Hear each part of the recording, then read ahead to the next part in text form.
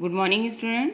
आज हम class 5th में चैप्टर नंबर 6 कारक आपको रीड कराएंगे और समझाएंगे। सभी बच्चे अपनी अपनी बुक ओपन करेंगे और अच्छे से इस चैप्टर की रीडिंग करते हुए समझेंगे कि कारक क्या होते हैं। तो आइए स्टार्ट करते हैं। आज दिल्ली बहुत बड़ा कार्यक्रम है। बहुत बच्चे तरह तरह नए कपड़ों में और वेशभूषा सजे हुए थे। कुछ कार्यक्रम हिस्सा लेने आए थे तो कुछ कार्यक्रम देखने आए थे। मैं भी अपने पिता साथ था।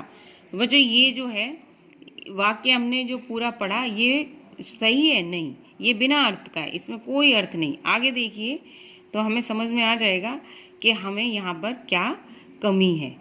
आज दिल्ली में बहुत बड़ा कार्यक्रम है। क्या कमी रही? मैं। यहाँ पे मैं नहीं लगाया तो इसलिए हमें इस वाक्य का ये वाक्य जो है हमें इसका कोई अर्थ नहीं निकला, यानी अर्थपूर्ण इसका कोई अर्थ नहीं है। जिसका कोई अर्थ ना हो उसको कहते हैं निरर्थक। ठीक, जिसका कोई अर्थ ना निकले। आज दिल्ली में बहुत बड़ा कार्यक्रम है।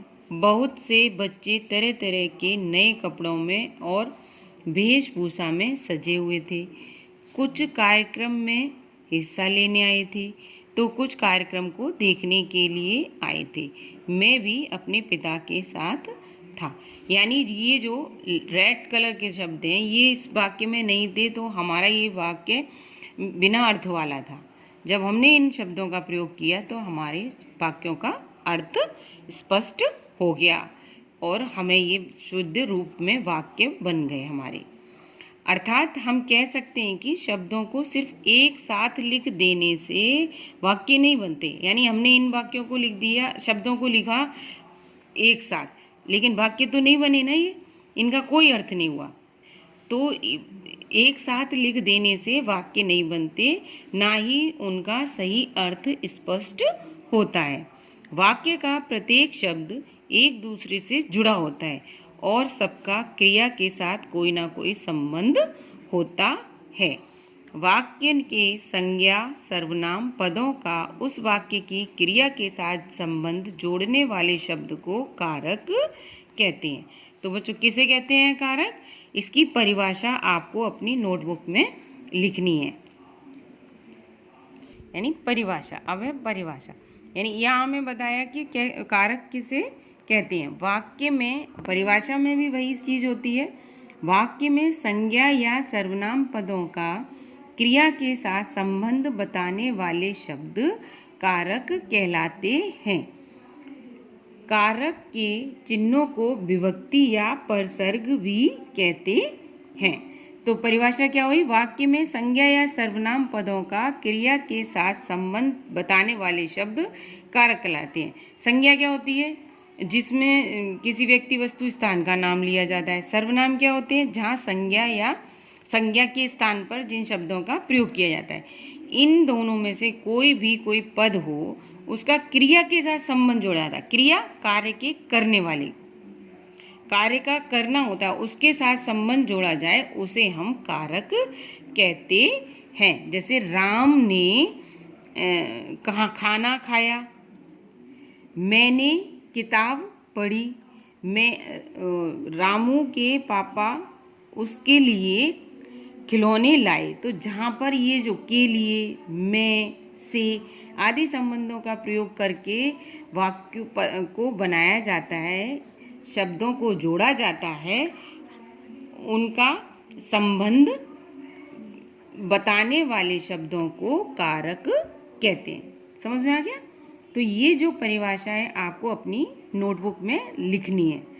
परिभाषा की हेडिंग डाल के परिभाषा कारक किसे कहते हैं, पाठ का नाम और चैप्टर का नंबर डाल के आपको परिभाषा ये अपनी नोटबुक में राइट करनी है।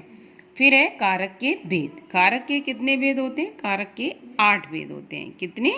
8। इनके नाम चिन्ह इस प्रकार हैं। तो कारक के नाम क्या है?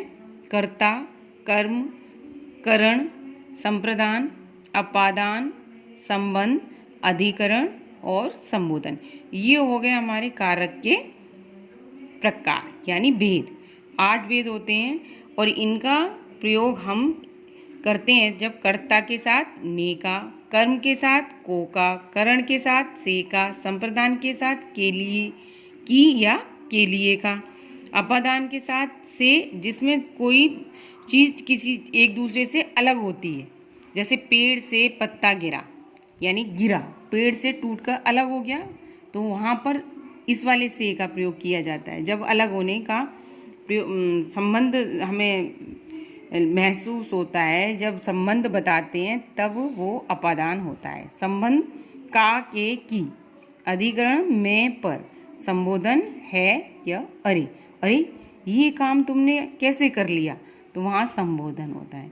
तो जैसे ही कर्ता ने, जैसे राम ने खाना खाया, राम क्या है, कर्ता हो गया, कर्ता के साथ ने का प्रयोग हुआ। गुरुजी शिष्य को पढ़ाते हैं, गुरुजी कर्ता हो गए, शिष्य उनका कर्म हो गया। जैसे अपनी आँखों से देखो, यानी कर्ता, ये जो वाक्य हैं आपके संज्ञा और सर्वनाम के साथ संबंध बता रहे हैं, आपका साथ संबंध बता रहे हैं। जैसे अधिक, जैसे संप्रदान की के लिए, राजू के लिए खाना दो, यानी के लिए, किसके लिए, राजू के लिए।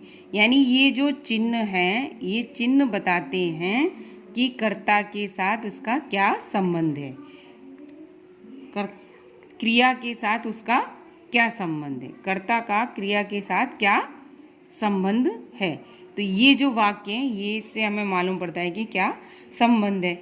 ऐसे ही संबंध में का के की का प्रयोग किया जाता है। जैसे यह रोहित का घर है, इन दोनों को जोड़ने का, शब्द का, वाक्य को जोड़ने का कौन सा शब्द है, का। छत पर बिल्ली है, अरे ये क्या हुआ।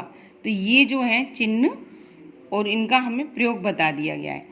इस टेबल को आपको अपनी नोटबुक में बना के लिखना है, ठीक है। और ये लिखना है कि कारक के कितने भेद होते हैं, 8। इनको कॉपी पे नोट राइट करना है और लर्न भी करना है। तो आज की क्लास में हम आपको इतना ही रीड कराएंगे और इतना ही हमने समझाया। आगे फिर अगली कक्षा में आपका होमवर्क है, do class work in notebook. फिर मिलेंगे, सी यू टुमारो। Thank you.